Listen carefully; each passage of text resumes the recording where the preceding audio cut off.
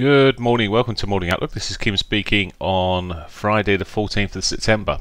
So, regardless of Draghi's best attempts, the euro actually moved up after one of his speeches yesterday, and we're seeing a bit of follow through at the moment.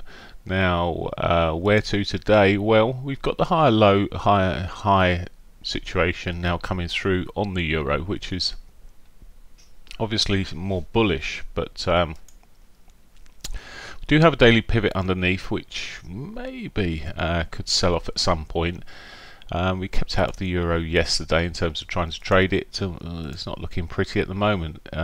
If we see a break of these lows here, for example, well, there's daily pivot below, which would be a target. It's not a massive target from this that stage.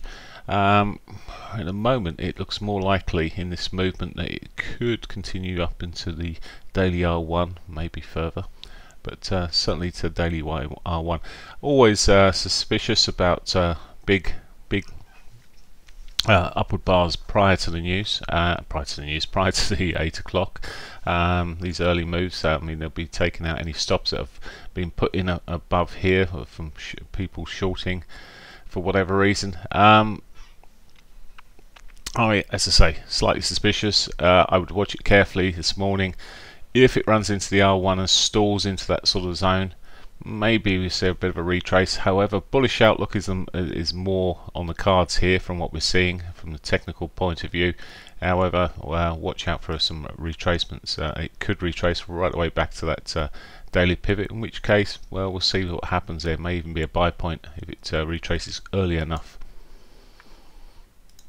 Not the simplest one to get into this morning for me, anyway. Now,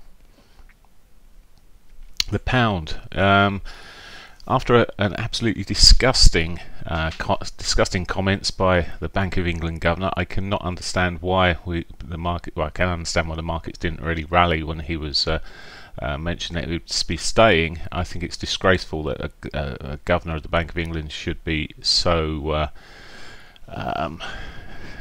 so negative, instead of suggesting things. If he seriously believes interest rates will increase significantly, or would have to increase significantly with a no deal, he should actually be saying what should be done to try and avoid problems, not talk about 33% house price or prices falling for 30. Oh, that's just scaremongering, absolute scaremongering and disgraceful. However, it looks like the traders have just shrugged it off because he's talking out of his where the sun doesn't shine.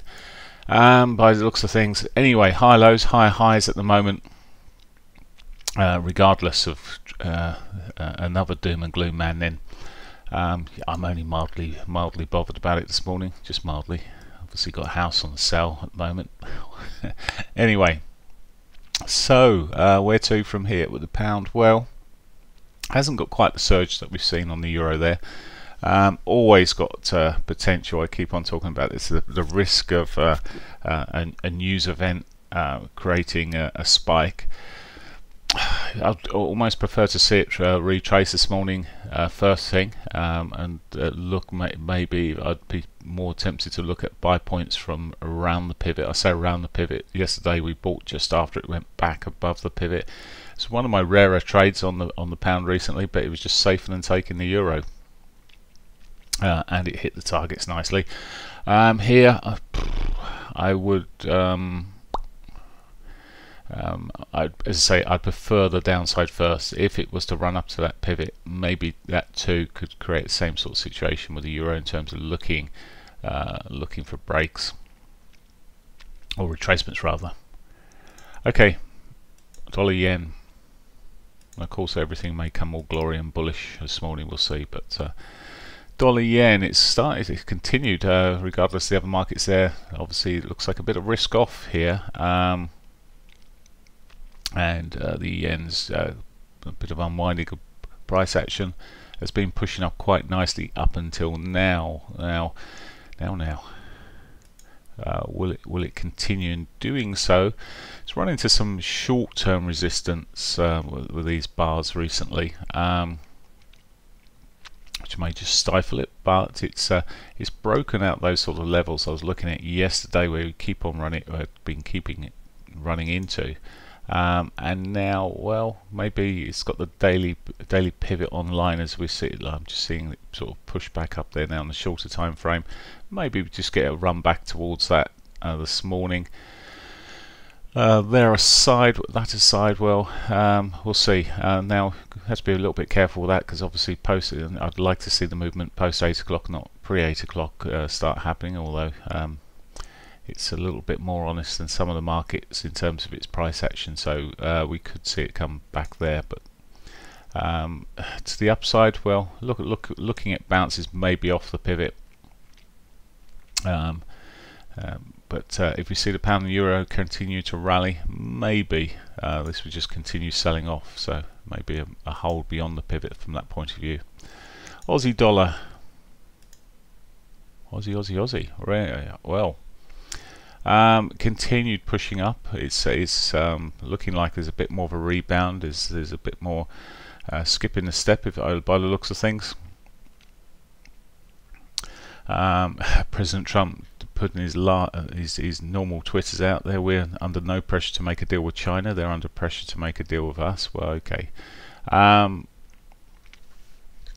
We'll see how that sort of shapes up, but that could seriously, if some sort of deals are coming out in the coming days and weeks, we could see quite a retracement in the Aussie dollar. Break into a more positive zone. It's still bearish where it's sitting at the moment on this time frame. When you look down the time frames, though, we've already seen on this 4-hourly point of view a change of trend here, and it's starting to put in higher lows, high highs. So not the most cleanest moves, but they're there already through the daily pivot. Maybe a push up if it can continue today towards yesterday's highs, that R1. Maybe even looking ahead towards that 6,500. And finally, the Canadian dollar.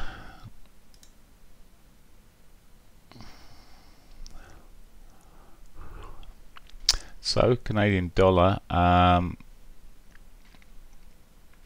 very small day yesterday. Didn't really hang in to do too much, whilst the other markets, well, I say the other markets, the European markets were bullish, and the Australian market was bullish. Here we saw almost negativity in real terms, just a little tiny bar. Well, we had a solid move for a couple of days there, so maybe just steadying up. But at the moment, perhaps it looks at this consolidation. It should roll over towards that weekly S2. It looks like it's just consolidation, as I say, and got the potential rolling over some more. It's hit the daily pivot, but bit of a nowhere trade today by looks of things. Yeah, nothing great there. I mean, it did roll off its daily pivot yesterday after a second attempt, but never really went down towards its S1 as I thought it might have done. Well, may do today, we'll see. But it's softened up and lost its some of the momentum of that move, of course. Right, that's pretty much it. Friday now, news-wise, we have just about not a lot really today, he says. We've got the Bank of England Carney speaking at 11 o'clock, so that'll be great. Really looking forward to his speech in Dublin there. I almost want to fly over there to go and listen to it, not the fool. Anyway, retail sales in the US at 1:30. So there we are, that's it really, aside of the idiot speaking at 11 o'clock. That's my personal opinion, of course. Have a great day, bye for now.